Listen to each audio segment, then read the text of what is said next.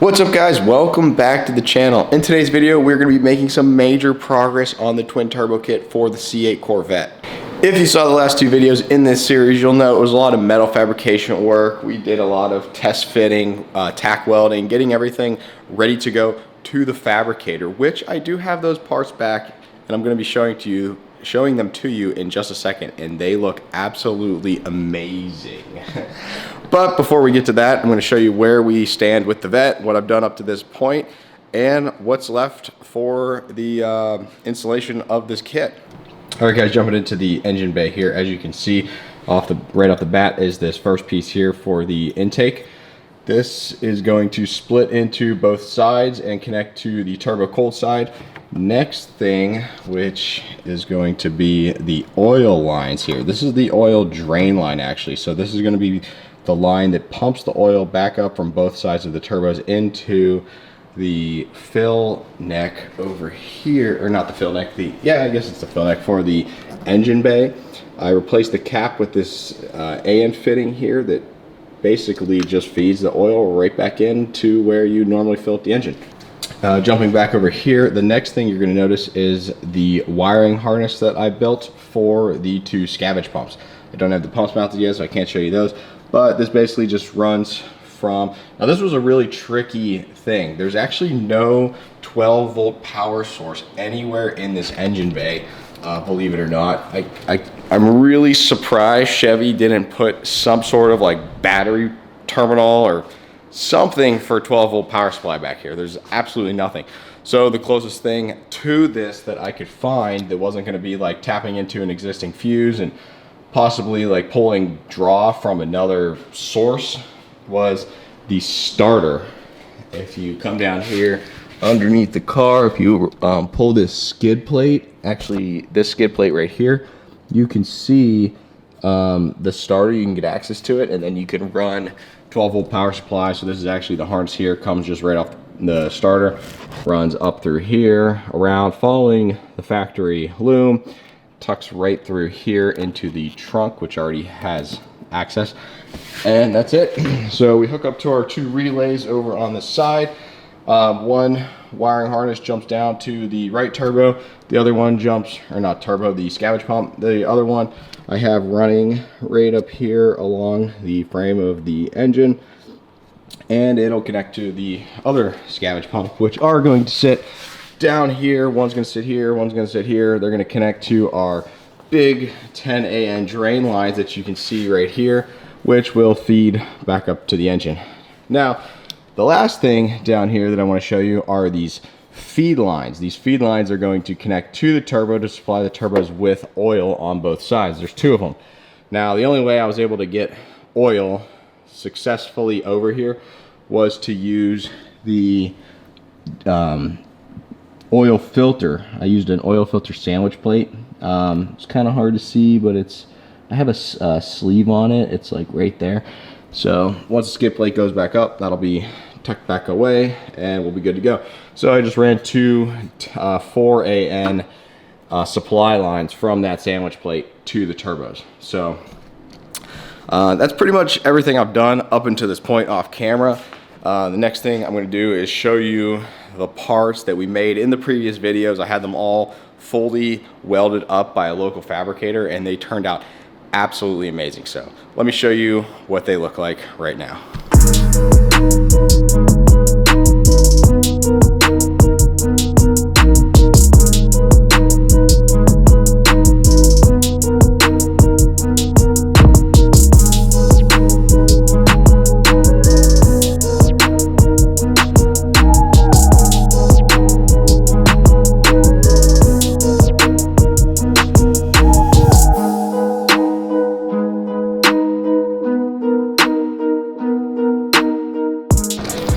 And there you have it guys. As you just saw, the parts for the twin turbo kit turned out absolutely amazing. I want to give a huge shout out to Hunter over at Atwater Custom Metal Solutions. He's located here in Arizona, He did a killer job on these parts. If anybody needs any kind of fabrication work done, definitely hit him up. I'm gonna put his Instagram on screen and a link in the description down below. All right, just to go over these one more time, I just wanna show you. We have our 2 down pipes here. We have our X pipe. We have our blow off valves. I already started plumbing these for our vacuum lines. We have our 2 wastegates here, our 2 dump tubes. These are actually 2 oil catch cans. I had Hunter fabricate these as well. These are gonna come out of the turbo and collect oil, let the oil settle before it goes back and gets pumped up to the engine through the scavenge pumps. Down here is another part that you haven't seen yet. I didn't fabricate any of these on screen, so you wouldn't know what these are, but these are the intake tubes.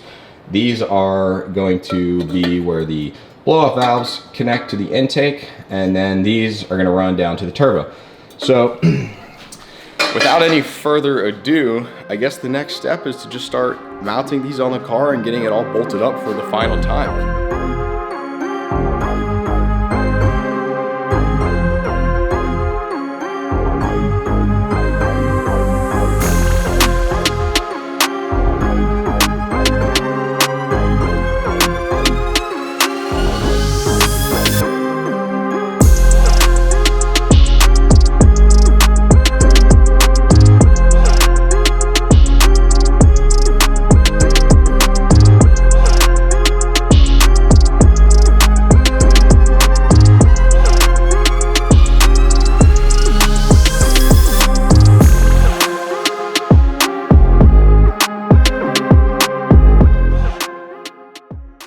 Alright guys, we just got our 2 down pipes on and the turbo is on. Both turbos are on. So the next thing we're going to do is throw in our X pipe right here and then we'll keep moving.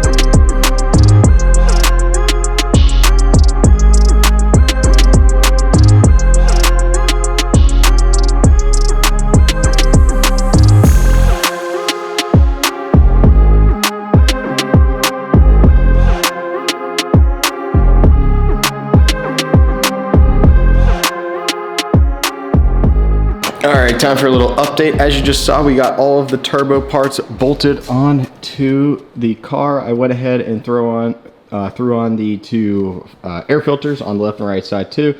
And I went ahead and threw on our turbo oil drain, sump tanks, oil catch cans, whatever you want to call them.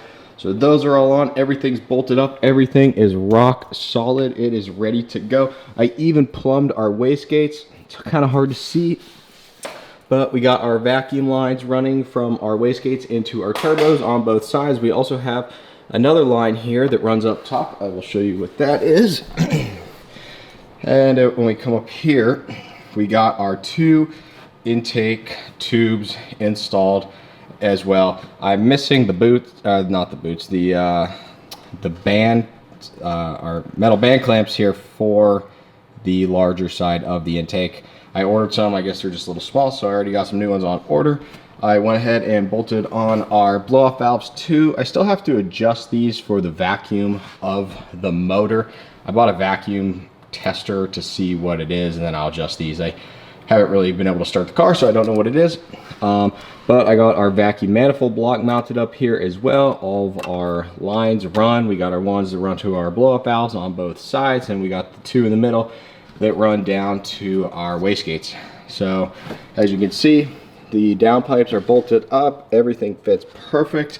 We got our drain tube here. This is kind of the last thing we have to deal with, and we're pretty much just waiting for the last scavenge pump to show up. I ordered 2. I accidentally ordered one of the wrong ones, but we got it's sitting right here. We got our mounts. So as soon as the last pump comes in, we can pretty much start this thing. So I guess I'm just gonna wait until that shows up to continue this video. So I will see you guys in the next clip when the pump arrives. All right guys, and we're back, and we just received the last pump we needed to complete this entire twin turbo kit. So let me show you what we got. And I already went ahead and mounted everything, so I'm just going to show you what I did. As you can see down here, we got the pump mounted on the left side. This is the TurboWorks mini pump. We have the drain line coming out of our oil catch can, sump tank, whatever you want to call it, runs into the pump, and then it pumps back up into the drain lines that I showed you earlier here that do run into our oil fill cap over there. Same thing down here on the other side. We have our other pump mounted. I reversed this pump so it is mounted backwards from the other side so that all of the drain lines and everything run the exact same and it's symmetrical from one side to the other.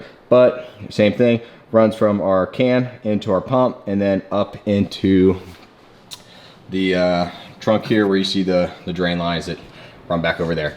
Now, as I mentioned earlier in the video, there's no 12-volt power supply back here, so I did end up pulling power from the starter to power these pumps, but the switched power was probably the biggest pain in the ass I had to do with this entire job. Let me show you why here. Going into the interior, as you can see, you literally have to rip the entire rear of this interior part just to get to the fuse box, which is right here.